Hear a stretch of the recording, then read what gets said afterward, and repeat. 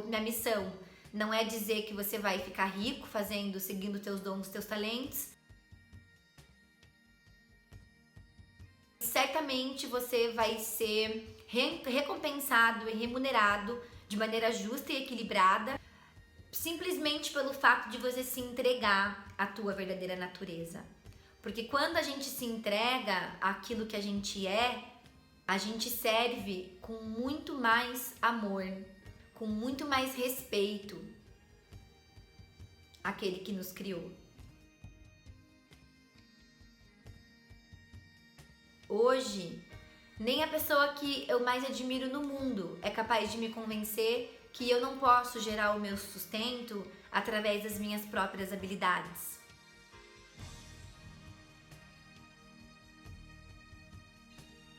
A gente pensa que quebrar ego é ser humilde, é ser extremamente compassivo com os outros, ser submisso, aceitar tudo, tolerar tudo, ser devoto a algo.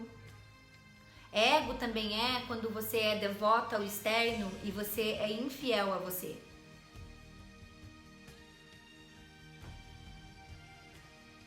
Isso também é ego. Quando você se trai para você se sentir pertencendo a um sistema, isso também é ego. E eu acredito que a gente se limitar, a gente sacrificar o nosso bem-estar por aquilo que é politicamente correto, também é ego. A alma, ela precisa ter um sentido para estar aqui, precisa fazer algo que traga um valor pessoal. Quando traz valor pessoal pra gente, quando a gente sente que a gente transcende, a gente também naturalmente leva pro outro. Então eu ter seguido o meu caminho, eu ter seguido o meu chamado, não foi só para eu ser feliz e desfrutar dessa felicidade, sentar aqui toda maquiada e contar essa história para vocês. Isso se refletiu em vida de centenas de pessoas. Se eu parar hoje, muitas pessoas vão parar junto comigo. Então seguir o teu propósito não é só sobre você, é sobre o seu papel no coletivo.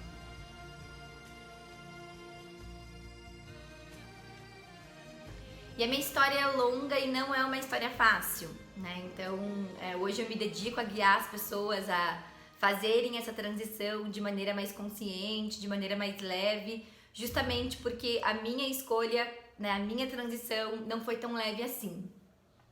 E eu achei interessante porque essa semana eu tenho trabalhado com professoras, né? Eu tenho discutido através da visão holística com as professoras esse novo olhar, né, para a educação do futuro, para que as crianças elas possam crescer e serem educadas para escolherem profissões que sejam conectadas com os verdadeiros talentos naturais, com aptidões inerentes, né, que a criança apenas se desenvolva na escola.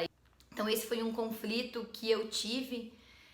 A minha história já começou comigo muito pequenininha, então eu até os meus 12 anos, mais ou menos, eu sempre gostei muito da escola. O meu primeiro contato com a escola foi algo muito bonito. A professora ela era muito criativa, então todas as atividades que a gente tinha era ligado à arte, à dança, não tinha esse lado muito acadêmico, né, muito teórico da coisa.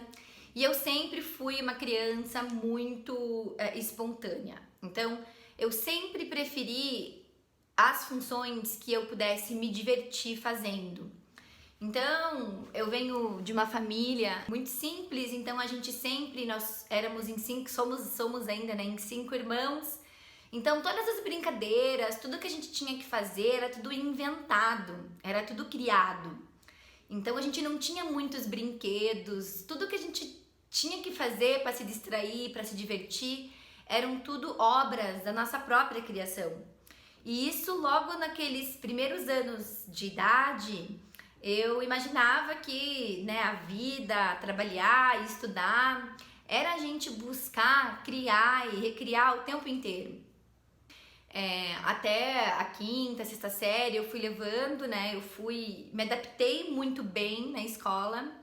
No entanto, quando eu fui pro oitava, pro primeiro, pro segundo ano, eu já comecei a entrar em conflito, porque eu realmente me identificava mais com as atividades artísticas, com as atividades comunicativas, até porque, como eu disse, como a gente organizava as brincadeiras na escola, no meu bairro, e tudo era tudo muito organizado entre nós ali, aquela comunidade infantil.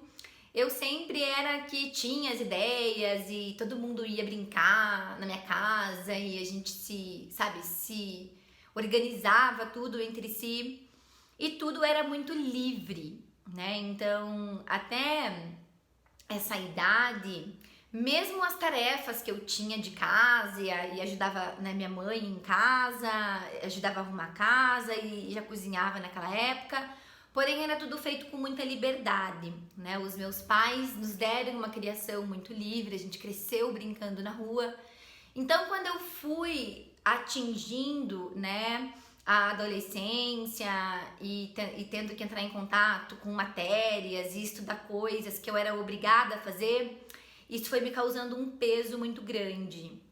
Eu tinha que provar as minhas notas e química que eu não gostava, eu odiava química, física e essas matérias que era tudo muito repetitivo e eu não tenho aptidão nenhuma para exatas, essas coisas, e eu comecei a ter muito conflito e ir para a escola começou a se tornar algo difícil para mim. Então, quer vocês acreditem ou não, eu comecei a sofrer, né, ali entre os 14 e 15 anos para ir para a escola.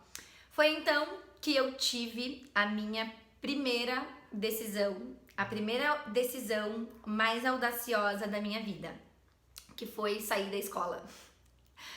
Então eu tava com 15 para 16 no segundo ano. Então, com 15 anos eu saí, comecei a trabalhar numa padaria, saí escondida dos meus pais, né? Eu não contei nada pra eles. Depois eles foram saber. Não me perguntem como, gente, que eu consegui fazer essa proeza, mas eu consegui disfarçar muito bem, então eu ia tarde pra padaria, né? Teoricamente eu saía da escola meio-dia, eu entrava na padaria às 2 e trabalhava das 2 às 6 na padaria, lavando louça. E é lógico que posteriormente meus pais descobriram, voltei para a escola e consegui logo em seguida um estágio, né? Então com 16 anos você já pode trabalhar em algum lugar. Então eu consegui um estágio e comecei a trabalhar e continuei ali matriculada, repeti aquele ano, claro, porque foi um período assim totalmente caótico para mim. Com 18 eu saí do estágio, consegui o meu primeiro emprego registrado, consegui um emprego na área de vendas. Eu vendia títulos de clube, né? Tinha um clube aqui em Curitiba chamado Panorâmico Parque Clube. Nessas alturas do campeonato eu não tinha assim nenhum problema de bater na porta e de vender, eu queria a minha liberdade. A única coisa que eu sentia naquele momento era liberdade para eu poder fazer as coisas que eu queria. E nesse período eu comecei já a entrar em conflito, porque eu tenho uma irmã que ela é apenas um ano mais nova do que eu, e ela já teve mais facilidade, então ela já estava na faculdade, já estava estudando publicidade e propaganda. E eu, né, embora já estava com meu dinheiro, com a minha independência, eu entrei em conflito interno e eu não tinha ideia do que eu iria fazer, né, do que eu iria estudar, de como eu iria continuar os meus estudos, porque nada me interessava. Então, com o tempo, a minha autoestima, né, automaticamente foi baixando, porque depois desse emprego eu comecei a trabalhar no shopping. Depois disso eu entrei numa loja que eu vendia móveis de escritório. Nessa época eu já estava com 20, 21 anos e nessa loja eu me dei muito bem, então eu ganhei muito dinheiro, né, para essa idade. Eu tinha um salário assim, porque vendia móveis para fábricas, então era móveis em quantidades, então eu tinha uma comissão muito boa e então o sustento, né, o retorno financeiro, o salário não era o meu problema. Inclusive nessa idade eu ganhava muito mais do que amigos, colegas que estavam se formando já, né, já trabalhavam em um outro lugar. No entanto, eu não me sentia pertencendo, né? E é claro que nesse período eu fiz o supletivo, então eu terminei o segundo grau à distância para daí eu pensar. Então eu pensei em fazer faculdade, eu cheguei a fazer o vestibular de psicologia, de publicidade também, porque comunicação era algo que estava sempre presente em mim, embora eu tenha bloqueado por um grande período. Então, nesse período que eu saí da escola até, né, esse período, os meus 24 anos, foi um período em que eu bloqueei a minha criatividade, né? Então, eu comunicava para as vendas, mas quando eu tinha que falar algo das minhas ideias, quando eu tinha que acessar, né, aqueles talentos, aqueles dons de liderança, de organizar a tribo que eu tinha já desde nova, eu bloqueei, né? Então eu não acessava, eu tinha pânico se eu tinha que falar algo que eu pensava, porque eu comecei, então durante esse período que eu fiquei fora dos estudos, eu comecei a criar um fantasma dentro de mim gigante, como se eu não valesse nada. Eu perdi a noção total do meu valor e foi difícil, né? Paralelo a tudo isso, eu sempre fui conectada com os estudos metafísicos, espirituais. Então, desde pequena, eu já gostava de ler revista, de ler horóscopo. Tem algo que eu não comentei, mas a minha matéria preferida era ciência.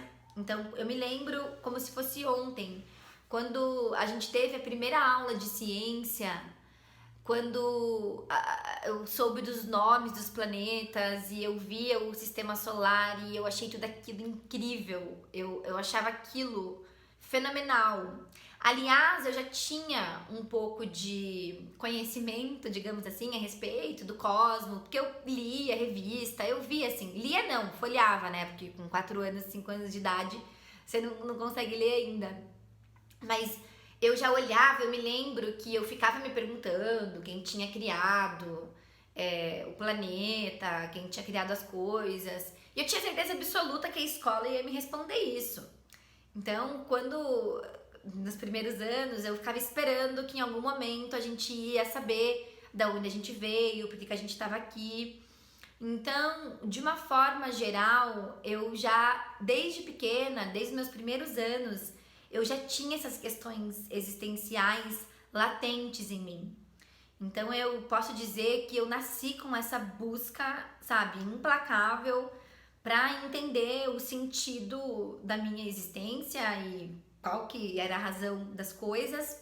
Eu sou aquariana, aquário é um signo totalmente mental, lógico, que adora procurar o porquê de tudo. Então eu, paralelo, né, a todo esse conflito, a esse período, a esse afastamento da vida estudantil, busquei muito conhecimento no estudo espiritual. Então eu tive contato com o centro espírita muito nova, com 15 anos eu visitei o primeiro centro espírita, me identifiquei muito com a doutrina espírita, então eu comecei a estudar, eu comecei por mim mesma a entender essas questões de vidas passadas e por todos esses anos até hoje, né? Então, desde os 15 anos, que foi onde eu comecei oficialmente os meus estudos holísticos no mundo espírita, depois na astrologia, depois numerologia, comecei a ter interesses por todos esses estudos místicos, holísticos, esotéricos. E eu comecei a adquirir esse conhecimento para mim mesma, né? Para eu me autoconhecer, para eu entender minha personalidade, para eu entender, para eu me reconectar com os meus dons e com os meus talentos. E ao longo dos anos, né, eu fui me aprofundando nisso, mas nunca havia ainda caído minha ficha que a minha missão era trabalhar com isso, né, que estava ali na minha cara e eu ainda não tinha me tocado e nem tomado esses talentos para falar sobre essas questões existenciais como a minha missão profissional. Dos 22 aos 24 foi o ápice da minha crise. Então, nessa idade, eu tava, como eu disse para vocês, ganhando muito bem. Então, eu tive contato com drogas. Então, eu trabalhava, morava com os meus pais. Então, claro que eu tinha condições financeiras e tudo. Eu ia pra balada, eu ia pra rave. Então, foram 2, 3 anos, um período de 2, 3 anos em que eu, assim, extrapolei total nos prazeres da vida. Então eu me envolvi de uma forma muito pesada com drogas. Durou pouco, graças a Deus, porque no meio do processo eu vi uma pessoa, não vi com os meus olhos, mas perdemos uma pessoa, eu perdi uma colega de overdose e aquilo marcou a minha vida. E foi quando aconteceu isso que eu tomei a decisão de mudar, né, e de finalmente fazer algo que tivesse algum sentido e que eu não iria desistir. Então eu fiz esse propósito comigo mesma que eu iria encontrar, né, o meu caminho e eu só iria parar quando eu tivesse encontrado. Então eu fiz um propósito mesmo espiritual, eu tive ajuda desse centro espírita que eu estudava, eu fiz um acordo com Deus. E é muito interessante porque quando a gente decide, né, a luz, ela tá sempre ali. Os nossos guias, eles estão sempre ali para nos ajudar, para nos estender a mão, para nos guiar. Imediatamente o socorro, ele veio. Não foi difícil para mim parar com os vícios, parei com cigarro, parei com tudo. Logo eu também já comecei a namorar, né, encontrei um parceiro, dos 23 aos 24 eu namorei essa pessoa. Não deu certo e terminamos e menos de um ano depois, eu conheci o meu ex, que aí a gente acabou morando juntos, né? Eu acabei tendo um relacionamento longo de 7 anos. Então foi uma pessoa que significou muito na minha vida. A gente, né, me separei também, tem 2 anos que eu me separei. Mas foi nesse período em que eu conheci ele que eu consegui a estrutura, então uma casa de novo, ter aquela estrutura. Quando eu saí das casas dos meus pais, né, tem esse detalhe que eu não mencionei, tô mencionando agora. Então, com 22 anos eu saí da casa dos meus pais, né, morei sozinha dos 22 aos 24 e foi quando eu conheci, né, essa pessoa que eu fui morar junto com ele depois. Ele era mais velho do que eu, o que me ajudou muito a eu me manter no meu caminho, a desenvolver responsabilidade, a voltar a conviver, né, com ordens, com regras, porque na situação que eu tava, eu havia tomado total comando da minha vida, totalmente em desequilíbrio. Então, eu atingi a independência que eu tanto queria de uma forma muito desequilibrada. Então, esses anos ao lado dele, eu comecei a me descobrir. Então, eu me reconectei com o meu lado artístico. Eu sempre gostava de fotografia, eu tirava foto desde pequena. Então, eu decidi estudar fotografia. Então, eu estudei fotografia, estudei vídeo, tratamento, né, de imagens, edição de vídeo. Aí, trabalhei com isso, trabalhei bastante tempo com isso.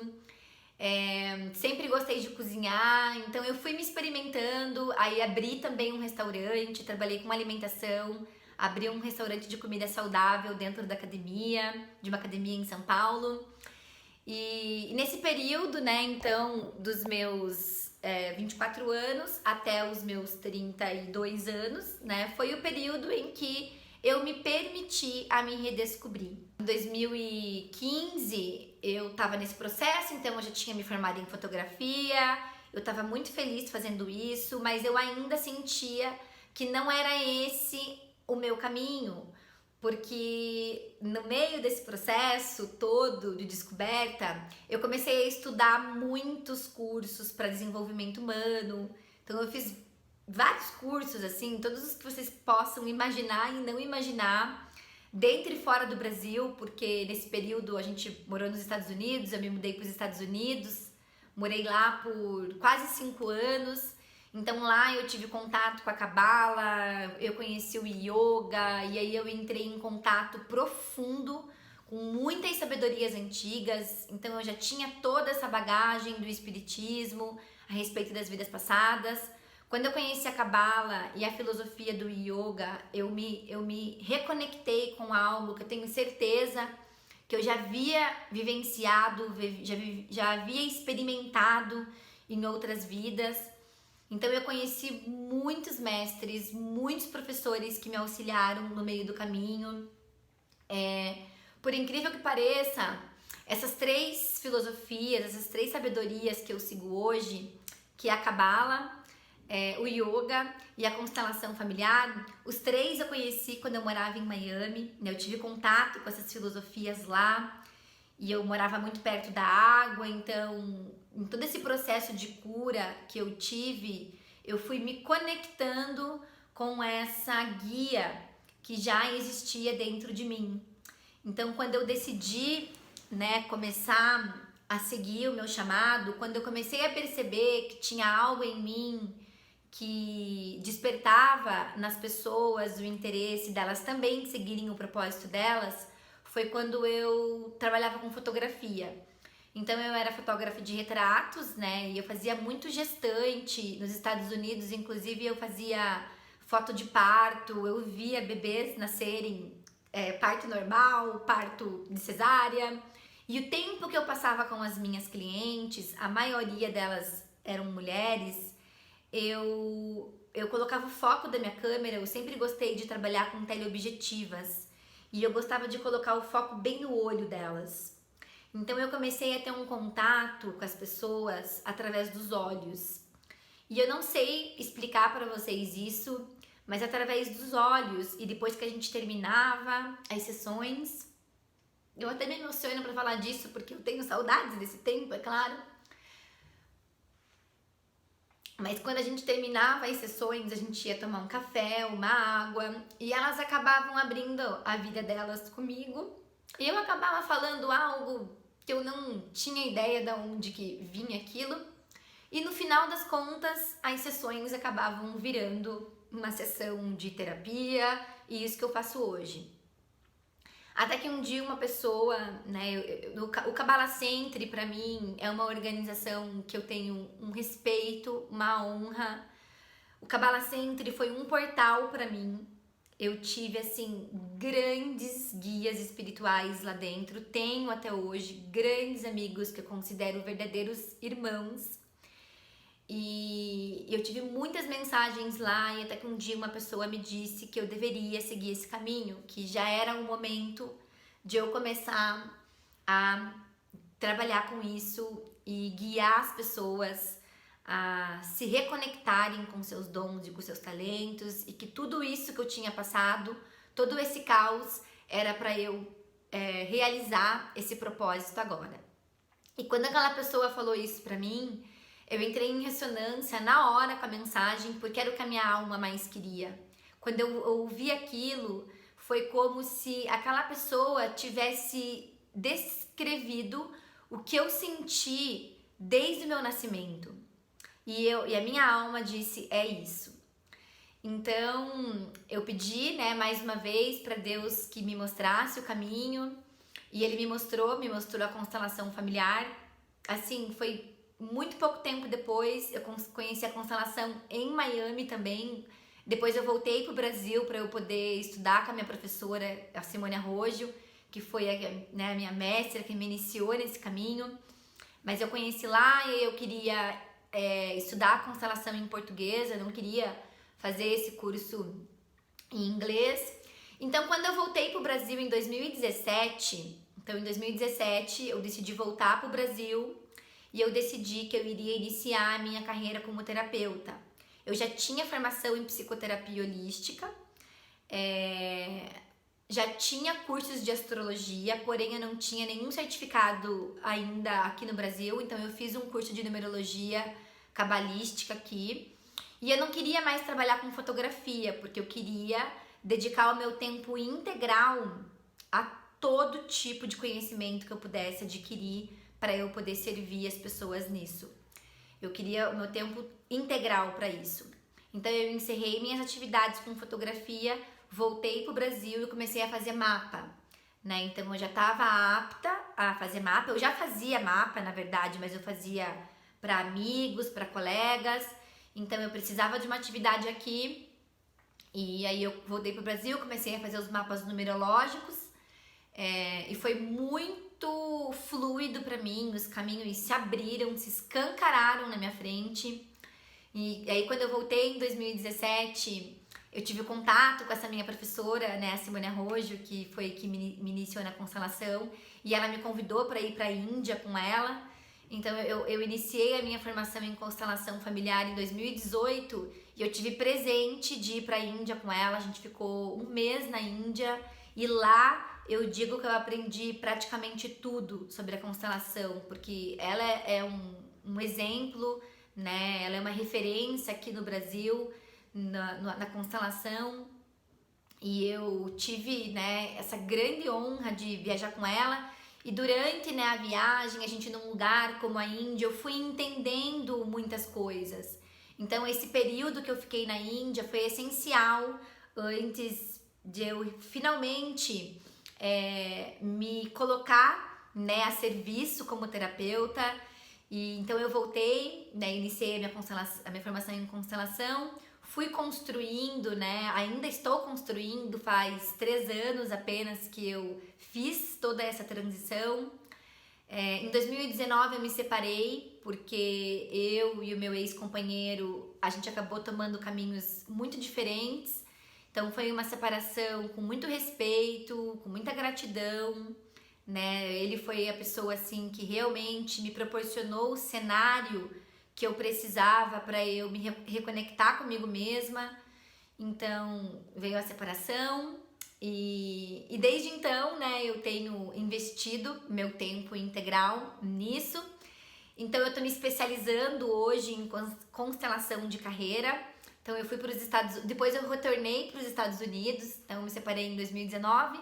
Em 2019 mesmo eu voltei para os Estados Unidos, não para morar, mas eu ia a cada 2, 3 meses para fazer curso de constelação organizacional, que é a visão, né, do campo da abordagem sistêmica nas empresas, nas carreiras. E eu continuei entrando em contato com muitas pessoas do mundo inteiro. No meio desse processo todo da minha busca, eu viajei para muitos lugares, então eu sempre tive esse interesse, como eu disse, o interesse pelas civilizações antigas, pela nossa história, pela história da humanidade, por vidas passadas, era algo já inerente em mim. Então, depois dessa minha cura, né, emocional, todo o meu salário sempre foi para investir. Então eu fiz viagens, fui para o Egito, fui para Israel, né, fui para a Índia, para muitos outros lugares, mas eu tenho paixão por lugares assim que a gente possa ir, se conectar. A partir de agora eu começo a trazer mais um pouco, né, do meu passado para vocês acompanharem também, né, essa Jaque, né, essa Jaque que transcendeu, digamos assim, nessa área, pelo menos do propósito, da missão. Eu posso dizer que eu transcendi a minha dor, né, os meus conflitos, e o que eu tenho hoje para compartilhar com todas as pessoas que vivem esse dilema, que sentiram esse senso de não pertencimento, de não merecimento, se sentiram um peixe fora da água, como eu me senti um dia, é que tá sempre na nossa cara.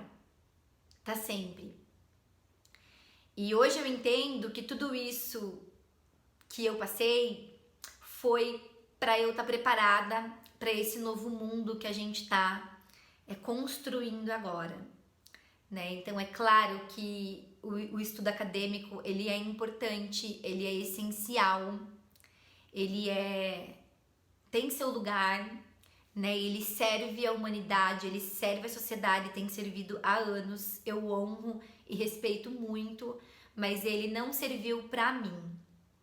E isso não é ser rebelde, isso não é fazer apologia a não, né, a não ter um diploma acadêmico, Para mim, isso é a coragem e determinação de a gente seguir os nossos próprios impulsos.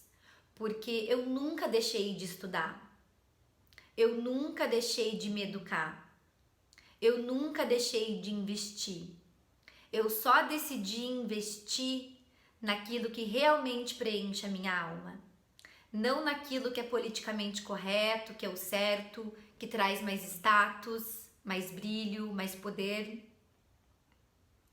Eu fiz aquilo que fazia sentido pra mim. E por um outro lado, a gente não concordar com o sistema também não significa que a gente precisa destruir o sistema. Toda essa experiência me trouxe muito mais respeito pela educação do que eu tinha antes. Porque é claro que por alguns momentos eu me sentia rejeitada, né, pelo sistema. Eu me sentia não vista, mas por alguma razão dentro de mim eu nunca me rebelei a ir contra isso. No momento em que eu não me sentia que aquele não era meu lugar, eu me retirava.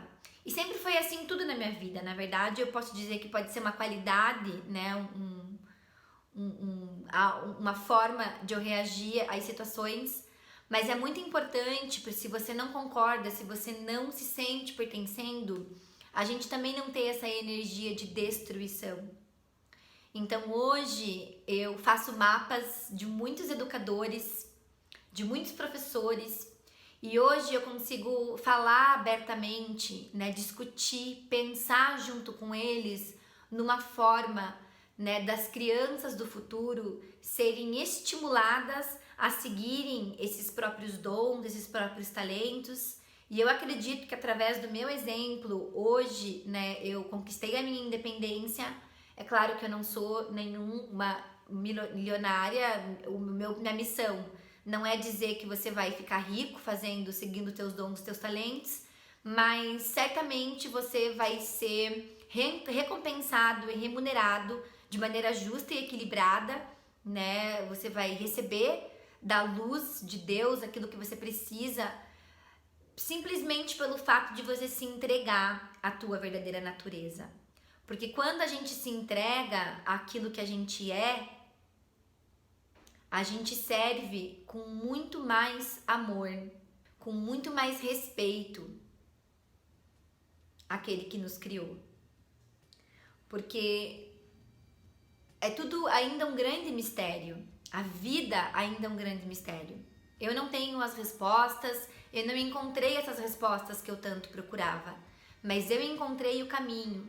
E hoje, nem a pessoa que eu mais admiro no mundo é capaz de me convencer que eu não posso gerar o meu sustento através das minhas próprias habilidades. Basta eu querer ser responsável, ser organizada, ser disciplinada, ser ética, ser correta, né, comigo, com as pessoas que eu convivo no meu dia a dia. Então, eu espero poder incentivar você que tem um talento, que tem um dom, uma paixão, que você gostaria de desenvolver. Você vai ser muito feliz se você decidir investir em você. Investir naquilo que traz luz para tua alma, naquilo que traz brilho pro teu olhar. A gente pensa que quebrar ego é ser humilde, é ser extremamente compassivo com os outros, ser submisso, aceitar tudo, tolerar tudo, ser devoto a algo. Ego também é quando você é devoto ao externo e você é infiel a você. Isso também é ego. Quando você se trai para você se sentir pertencendo a um sistema, isso também é ego. Então, a visão do ego ao longo desses anos todos foi muito distorcida. E eu acredito que a gente se limitar, a gente sacrificar o nosso bem-estar por aquilo que é politicamente correto, também é ego. Então eu espero despertar essa consciência, né, a todos que precisam seguir as suas vozes. Quando a gente não segue o nosso propósito, isso causa, além de uma frustração, de uma insatisfação pessoal, problemas de saúde, porque do ponto de vista espiritual, toda alma que está desconectada da sua missão, da sua verdadeira missão no mundo, tem vontade de ir embora, tem vontade de sair, porque a alma, ela não quer ser escravizada. Então todas as doenças crônicas, físicas que a gente tem, vem da falta de conexão, de sentido da vida, né? A alma, ela precisa ter um sentido para estar aqui, precisa fazer algo que traga um valor pessoal. Quando traz valor pessoal pra gente, quando a gente sente que a gente transcende, a gente também naturalmente leva pro outro. Então eu ter seguido o meu caminho, eu ter seguido o meu chamado, não foi só para eu ser feliz e desfrutar dessa felicidade, sentar aqui toda maquiada e contar essa história para vocês. Isso se refletiu em vida de centenas de pessoas. Se eu parar hoje, muitas pessoas vão parar junto comigo. Então seguir o teu propósito não é só sobre você, é sobre o seu papel no coletivo. Não adianta a gente cobrar os governos, os líderes, nossos chefes, nossos pais, não adianta nada a gente cobrar os sistemas se a gente não faz a nossa parte. Se a gente ainda continua a se vender barato por troca de conforto e de segurança. Porque você seguir a tua singularidade envolve muitos riscos. Envolve riscos de você não ser aceito, de você ser julgado, de você ser criticado. Mas tudo bem, tá tudo certo. Em troca, você vai ter a liberdade, você vai ter a recompensa.